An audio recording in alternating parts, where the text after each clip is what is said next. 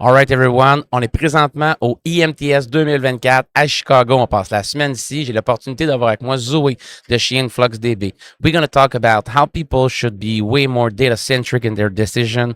How can you create your structure? Where to start? What would be the value of being way more data-oriented in your culture of a company? What would be the advantage of doing that? So with some real-life example, we're going to talk about plans and so on.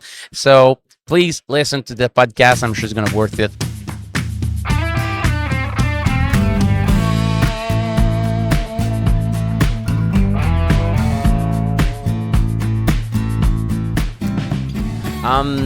First thing first, Zoe, maybe give us just a little bit of background about you and what brought you to work at InfluxDB. So since I'm talking to Zoe, I want to get to know you a little bit. Yeah, so I originally started working at Influx actually as a front-end developer on our Oh, front neat. end. If you've ever used our cloud product, you'll see a front end there, and that's something I worked on I'm originally. actually an ex-user. Yes, that's So I've right. been using it for a long time. So you were on the UX side of it, Exactly. Yeah. which is one of the, not the biggest, but one of the strengths of Yes. InfluxDB. I gotta tell you, being an ex-user, just see your database and all the dashboard that appears directly. You can navigate your data and do your first analysis right in the database itself. It was one of the things that amazed me. Yeah, we always call it a GUI interaction system because of the fact that you don't have to know as much programming. You don't have to do like CLI work. You can just go straight into the UI and get to work, as you pointed out. And it really does bring down the barrier to entry for a lot of people who work with time series data and time series databases, but don't have always the software engineering background or chops to handle real, coding interaction, you could say. Sure, you allow so many people to use the data. You don't have to be a top programmer to go in all of these databases. You make it accessible for and pretty much any human being working behind the desk in any factory. That's right. Yes, without a doubt. And so eventually I moved over to developer advocacy, which is kind of like marketing for developers, except for I don't have a sales quota. I don't have to do per se any fancy smancy marketing. It's more about just like talking about our integrations, looking for integration partners, whether that be within the industrial IoT space or in general, and just trying to help customers. And these include OSS users as well, our open source community, just helping them get started, helping answer their questions, just making sure the friction is low as it can be for everyone to, have a great experience. All right, perfect. And just to give us some numbers, so how many partners are integrating InfluxDB? Is it a software that is really spread out in the market, or it's still in development? How mature is this product? It's pretty mature at this point. We've been around formally, I want to say, since 2012 to 2015. We were a very small startup in those years, but Okay. we have at least 100 partners in various industries. We have partners on the visualization side, on the manufacturing side. We look to have more partners for things like integrating data. Sure. For those of you who are not aware, we support Telegraph, which is an input ingestion agent. That's neat. Very, very popular for metrics. It can do things like MQTT and Modbus and all of these awesome industrial IoT use cases, you could say, and it helps people get their data into the database very smoothly. Perfect. And can you explain us a little bit what InfluxDB actually is? So for some of the people that are not too deep into AIoT, I like to say AIoT now instead of IIoT. It's like the pretty much embedded into it. So it's my new buzzword is AIoT. But can you explain us what it is, what InfluxDB is actually? Yeah, so InfluxDB at its core is a time series database. So that means we really focus heavily on storing time series data in a cost-effective manner, as you might say, or in a storage-effective manner. Basically, it means that if you have timestamps, which many IoT data is timestamped, you have temperature, pressure, etc. You're watching it over the day, over the month, etc. And with that data, you want to be able to store it and you want to be able to reference it really quickly for real-time metrics. You also want to store it cheaply, though, for your analytics, anomaly detection, predictive maintenance. It will help you. That data is what you need to make those calls going into the future. And I hear you saying in a costly matter, you want to store it. So can you explain a little bit, what are the challenges for customers and what you guys are offering to make it, accessible? Because it's one of the thing that people have in their mind, and we're talking about sustainability also. We need to be really efficient with the usage of data, because only I think it's half an hour of discussion with ChatGPT is about 500 millimeters of crystal clear water, yet you just burn. So what are you guys doing to make sure it is as efficient as possible when you store data on the site? Yeah, so some of the things that we leverage is we have retention policies right off the bat, and that's a policy where you say, I only want to store the data. It's between 1 hour to like 30 days to years, actually, if you prefer it that way. But Okay. so a lot of people will store what we call high fidelity data. That's like the raw IoT data, every millisecond, all that good stuff. They'll store that for maybe an hour or a day or two, and then they'll Okay. downsample it. So they'll aggregate it down to be the average of a minute, the average of 5 minutes, even the average of an hour. They'll store that in a database basically with a longer retention policy, something Sure. like 30 days. And then they might even download that data and extrapolate it into some, we actually offer cold storage ourselves, but for some people they put into other things like Snowflake or just other data sinks where they're going to store it in even deeper cold storage, you could say, for their anomaly detection and analytics. And we help power all of that. So it's all available for people. So that way then they can kind of trim down their data and compress it as much as they want. We also do have a compression engine as well that does help with this. But Sure. the big things are, the data retention policy, the ability to downsample, and cold storage options. Wow. So I love it. those three combined help all kinds of people in all kinds of use cases. Sure. And can you give us maybe some real life example about how customer may use InfluxDB to create value in their own chain of value or in their own business model? Yeah, so one I really like to talk about is a company that does farming, but it's inside of a warehouse, Okay. basically. So it's interior farming. And basically, Urban farming, I yeah, guess. urban farming, you could say. And it's actually very similar to a warehouse or a factory in the fact that, you're producing your lettuce, for example, for them. They're producing lettuce at scale, and they're also got tilapia as well. So the Okay. tilapia basically feed the lettuce with their byproducts, et cetera, et cetera.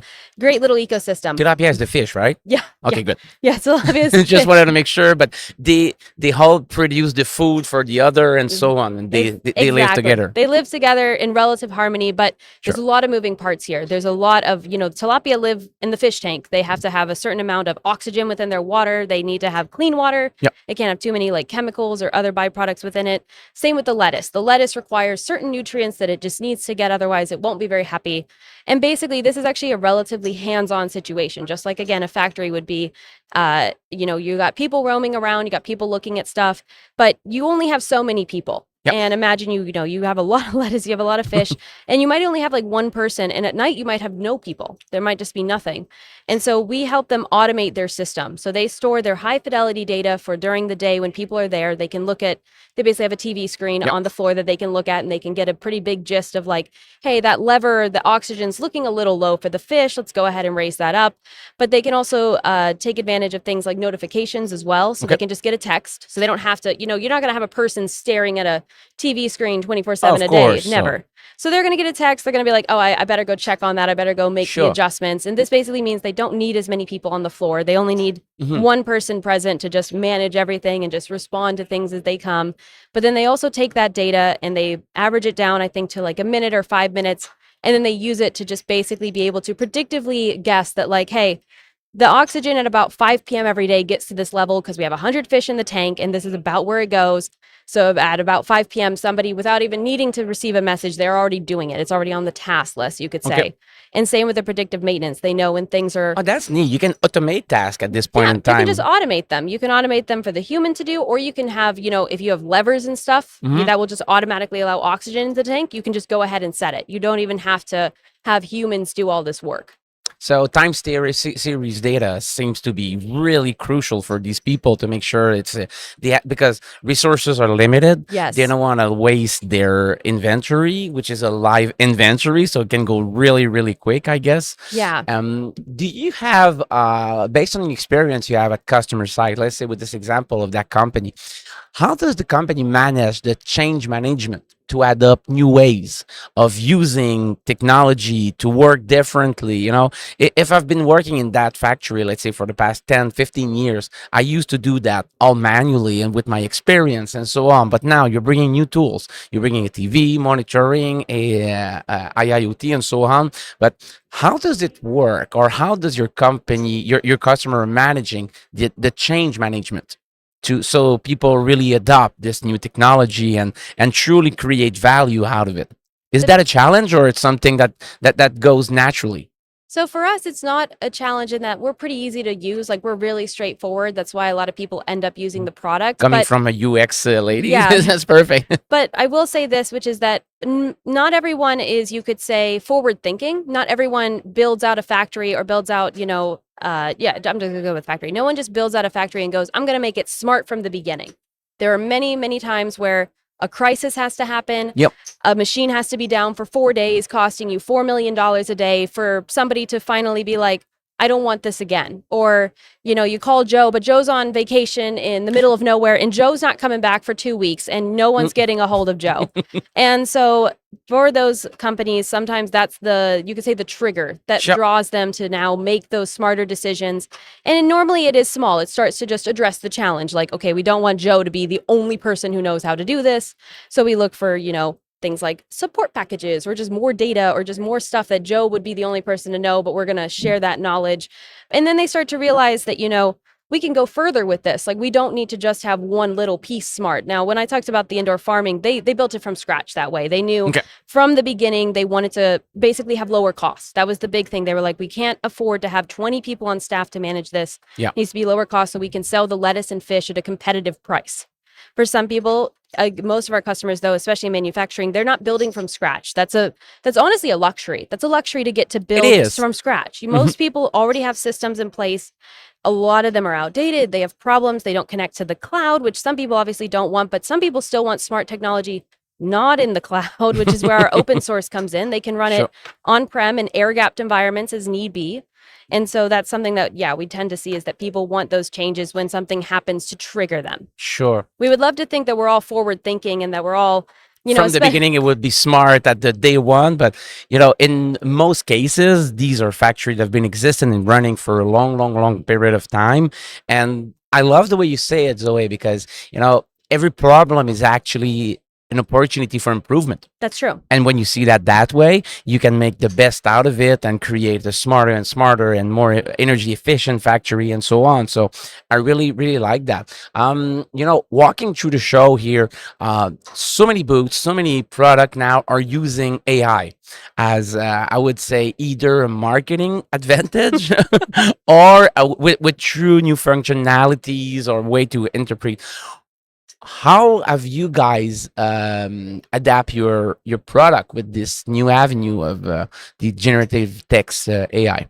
So one thing that we've looked into is obviously we've already been using the data that we produce, or our customers use it for machine learning.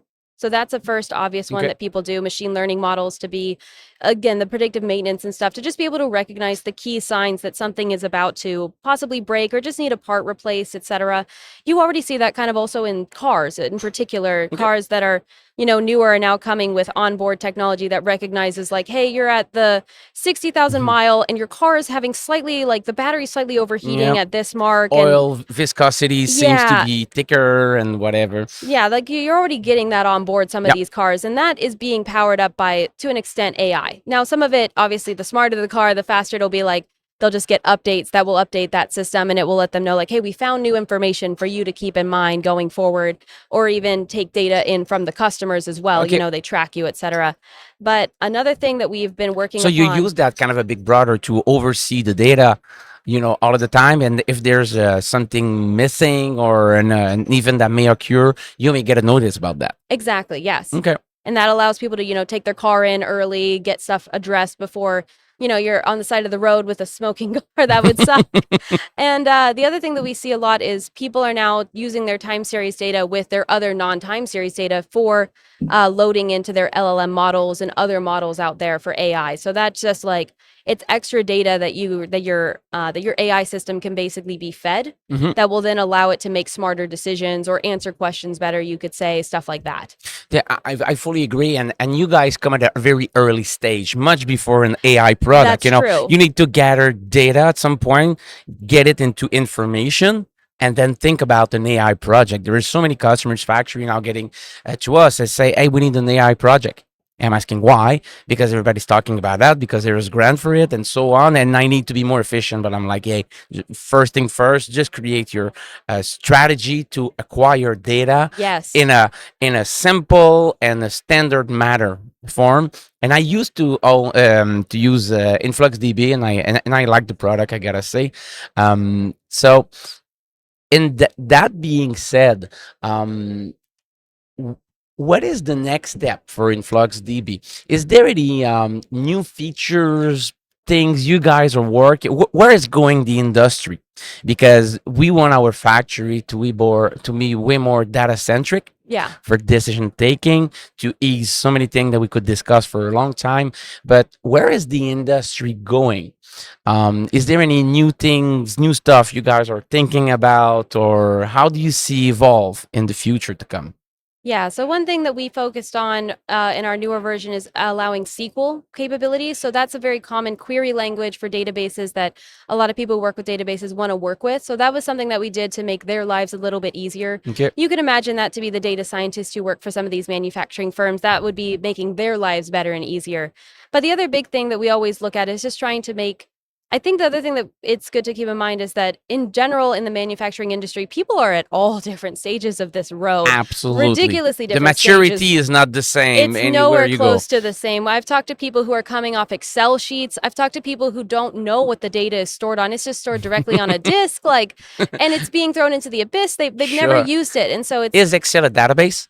to them it was to them it worked because they could share it. They Sure. could share the Excel file. So But to it's them, not a database, but it's Excel. no, it's not. It's and not. and it took them days to share it, of course, Sure. because they've got billions and billions of rows, and it wasn't efficient. Mm-hmm. But to them, it was the solution at the time, and they weren't using. When I asked them what they used the data for, they said, "Well, we can never get it out, so we don't use it for anything." And Anyway. you're like, "Okay, well." We know know what I we mean? have to. They're like, we're trying. You're like, I don't think this is the right tool for your solution, even close. And so that is one thing is we're just trying to get people to be a little bit more along in their journey at the same step. And like you said, we're some of the first step that people take is like, I have data, I have to store data. Mhm. Okay, now I've stored the data. Maybe I've chosen InfluxDB.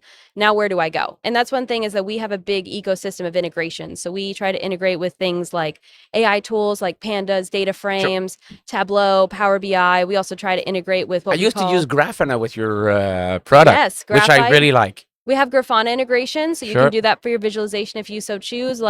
But all these things help people go on to the next step, you could say. We're empowering them to make the next step of, your data's in the cloud in particular, and the world's your oyster. Go use whatever you want. You have SQL as your query language.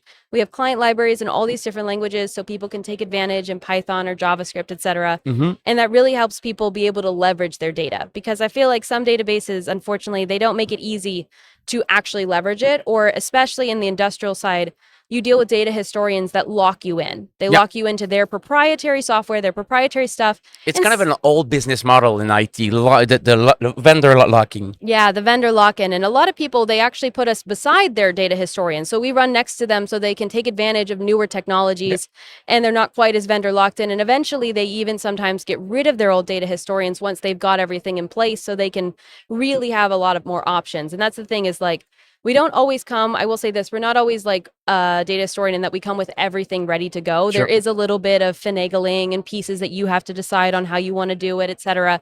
But once you're there and you're finally at that part of the journey, it's great because you have so many more options. Absolutely. And I've heard it's more cost savings. I can't quote on that, but that's what people tell me. Oh, but you're leading to my next question. We have a good, path in our discussion, and I was going to ask. Maybe you guys don't go down that road, but let's say I'm a owner of a factory and I'm thinking about using technology to be more efficient, to be more data centric, and so on. And how do I calculate my ROI using InfluxDB? Is there any way, any sort of path or methodology you guys are using to help customer to justify the expense? And actually, it should not be an expense; it should be an investment. Yes. When it's totally different. And in my mind, InfluxDB and the should not be considered as a tool only. It should be a way of living. It should be part of your digital culture within your company. It should be no doubt to go with this kind of product. But how do you guys address the ROI question using your product? So the big thing we address it is in a few different key things. ROI can be something like it allows you to, hire less people, for example. That can be one obvious ROI is you don't have to have as many Absolutely. people. Okay. But the better ROI is not even just because some people are like, well, I don't like the idea of not hiring people. Like that sounds very mean, like AI is stealing our jobs. But imagine also that your systems don't break at 2 a.m. and someone has to be now called to the office at 2 a.m. Well, Okay. not the office, the factory at 2 a.m. to deal with things. It would be nice to be preemptive. It would be nice to have things be monitored more preemptively, be monitored and actually solved before something breaks at 2 o'clock in the Happen. morning. Okay. Because that sucks. It sucks for everyone involved. It's not Absolutely. an enjoyable experience. To It's wake up not. in the morning, 2 a.m., to go in the factory because something leaked and you lost your production, and then no, absolutely. And that ROI can go the other way too, because maybe you don't run at night because no one's there. So you actually are losing some money and on you that. want to run at night. You want to run at night. You want to do that. You want to make some extra stock. You want to make some extra money. So be it. Now you have more capability to do that. And you can do it with less staff possibly at night too. Because again, a lot of people want to be home at 9 p.m. watching Netflix, eating dinner, Absolutely. enjoying time with their families. Not everybody wants to work a night shift. It's just the fact of life. And it would be nice if you could spread your staff and Sure. you're not firing people. You're just allowing your business to go on longer and still having the same amount of people, but be more efficient and work longer on the factory floor. Like the factory floor itself can operate more and possibly even without human interaction at night at a lower cadence, most likely. You're not going to be at full blast, but you can be lower. At least, but you still increase your productivity. But you still increase because your you productivity. create more value. You can, sell that value to your end customer, and you don't raise your salary just like crazy. So the amount invoiced to the market compared to your salary base is totally different. So you can increase your productivity, but thinking that way. I love it. You're a lady full of energy, Zoe. It sounds like you really love what you're doing. You seems to be passionate into it. And we're sitting right now next to our fire here in the shack. And I like to ask a question to the people, because to keep that energy burning into you and go in the market and go into work with colleagues and have fun and being passionate about it, you need to feed some internal logs into your fire. So question is, Zoe, what are your own logs that you're putting into you to keep that fire burning? You like running, playing music, you like sports. Well, I want to get to know a little bit about that. I love gardening. I love Okay. being out in my garden. It brings me so much energy and joy to be able to see all my plants thriving for the most part. Some not so much, but like it also puts into perspective a lot of things, I think, sometimes. And the other more what's the word? I suppose you could say normal answer is also sometimes hearing happy stories. Okay. And not just happy stories of we save some money, but happy stories of, we no longer have to call our staff in at 2 a.m. in the morning. We change the human condition. Yeah, we're making things better for the people who work in these situations. And that's great to hear, because that is also a big thing that people don't think about sometimes is ROI can just be straight up happiness, enjoyment of day-to-day life. Like, I love it. Jobs should not suck. They shouldn't suck, at least not every day. Maybe it's, some days worse than others, but Humans for should the do most fun part, jobs into factory or into not even only factory, warehouse, wherever you work. or even for data scientists working, miles away from these factories, but having to deal with the data they produce. Their lives should not have to be, you shouldn't have to work in an Excel sheet. Your life should not have to be that bad. And scratch your head. Is that the latest version? Where is it safe? Is it safe to use that this way? No. We need to lower the stress. We need to make people way more efficient. Make the job fun. Yeah, make I love the job that fun. way. Have you heard about the I think it's people from marketing. I'm against it a little bit, but about the industry 5.0? I barely heard about it. I have to admit, I feel Good. like we're barely I'm so at glad. 4.0. Exactly. It doesn't make sense because it just brought up in my mind, because you said job should be fun and so on. But we have people from time to time talking about industry 5.0, which doesn't make any sense to me, because, a revolution will be done over what? 30 years, 40 years or so. At least I know things are getting much faster, and the evolution goes faster, but still we're at the very early stage of the 4.0. Don't talk to me about that. And the fun part, the human aspect, and the sustainability about our production and the way we're using energy is in the root of the 4.0 in my mind. Yeah. Anyway, so the human aspect is so important. Let's say we want to pursue this discussion about, digital culture, new tools, the way business should run, and IT. Who would you like to invite in the podcast between, and you can, just go on your right side and we sit someone and we pursue the interview with her or with him. Who would you like to invite? He or she doesn't have to be in the show today. It could be anyone in the world. You don't have to know that person.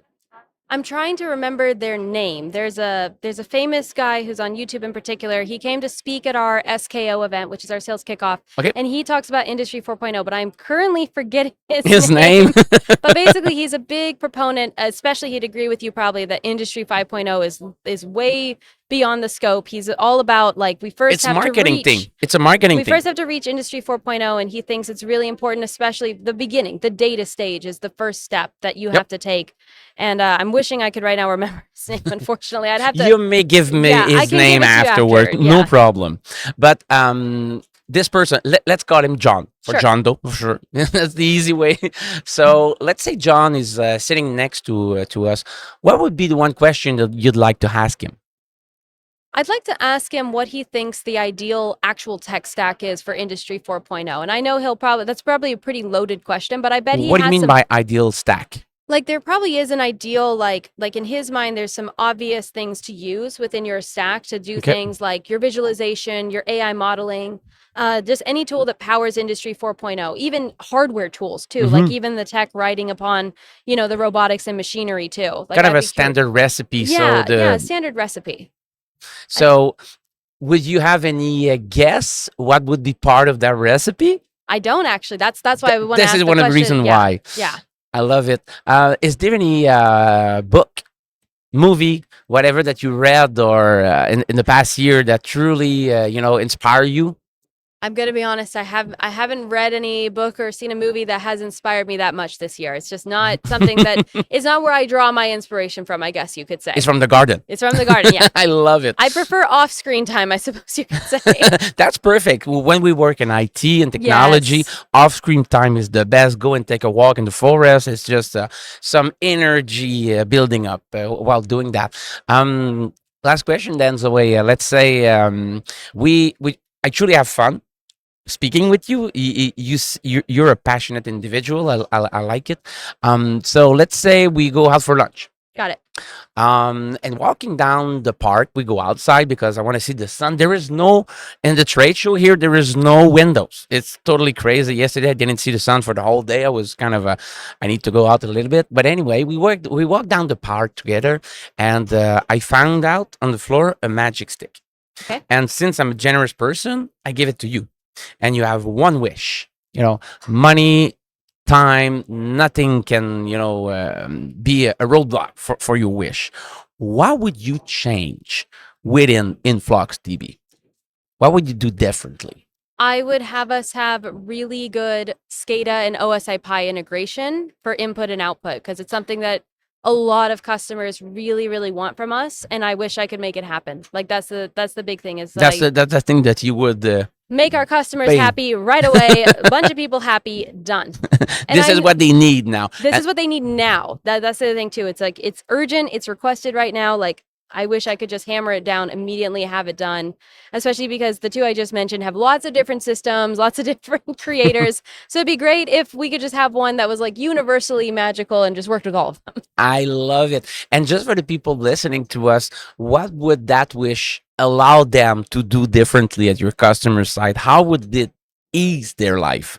It would just make it so much easier for those who are already either forced to use those two technologies or want to use them. Okay. It would just make it so much easier to then still leverage InfluxDB. I actually had this conversation multiple times already at the show where people asked about it because they were like, oh my goodness, if you had something, it would make my life so much easier. And I'm like, I wish we had it. That's something that it's not just from this show. I hear it from all over the company that people want something like that. And that's something that, I wish we, with a magic wand, could just have automatically. We do have it right away. Yeah. And are you, I know a little bit the answer, but are you guys selling through integrator in Canada? I am not sure. You're not sure? I'm not sure. That's the answer. Where are you based? Basically, I know it's a U.S. company. Yeah. And the head office is in? San Francisco technically, but it's like a WeWork and a PO box. Most of us are fully remote. Oh, that's neat. Okay, I like this culture of and main customer are in the U.S. as well. Oh, so we do also sell in Canada too. Like we have plenty of Canadian I'm customers, sure. and Oh, we yeah. have Canadian employees too. Actually, we have Really? about 5 or 6 of them. I want to say now. We have Okay. a little cluster up here. Okay, neat. Around Montreal or more Vancouver or Both Vancouver, Montreal, Newfoundland, and I Okay. think somebody in the middle as well. okay. We kind of got no one's clustered together. They're all over. We're getting all the provinces, you could say. That's neat. But you guys work with integrator of your technology. That's true. Will you interact directly with the end user at some point or? Sometimes it just Okay. depends. Just Okay. depends on the relationship, that we have with the integrator or with the buyer to an extent. Absolutely. We'd Uh, love to. It's not an opposition. It's more of a choice. That's the best source of information for new feature and so on. Yes. Just like you said, we need these integration to make their life easier. And last question then, when a company should think about you guys?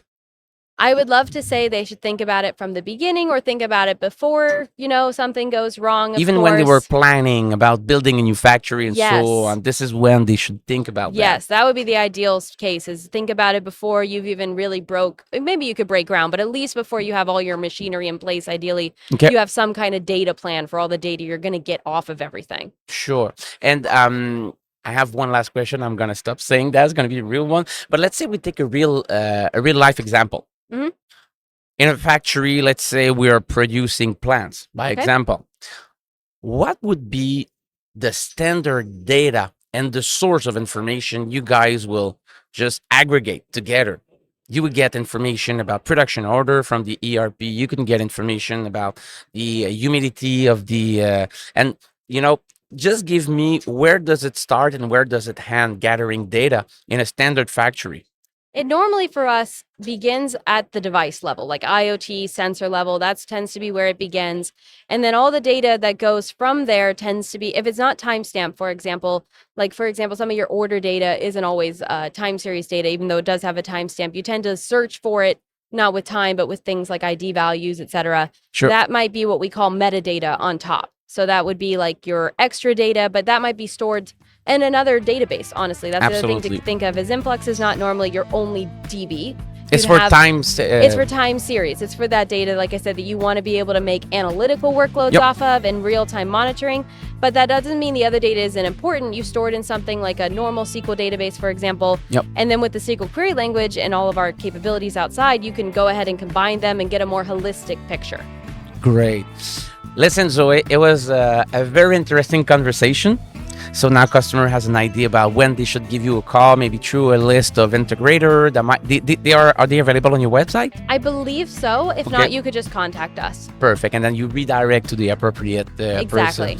It was a very interesting discussion. Have a very nice trade show. I really like our conversation. Thank you. Thank you, It Zoe. was a great chat.